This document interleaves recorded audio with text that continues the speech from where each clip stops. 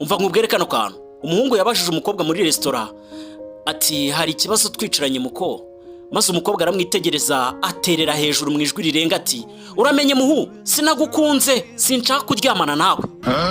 Maze abari aho muri iyo restaurant barumirwa bifata ku munwa bitegereza umuhungu, maze umuhungu suko hasebera ahati baba. Ibyo birangiye wa mukobwa yegera umuhungu amwongorera mu matwi gahoro aramubwira ati wa musore we, njye uko mbona uku nizi imitekerereze y'abantu mba nzi icyo umusore nshakaho mu gihe cyose ari kugenda nyiyegereza. Ndumva wahasebeye wa muhungu we.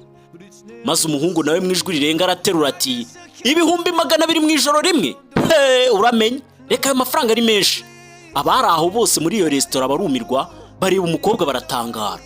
Maze umuhungu gahoro gahoro yongorera wa mukobwa mu matwi aramubwira ati ye muko, nge niza amategeko mba nzi uburyo umuntu ashobora kwinyuramo ndetse no kwishinja icyaha.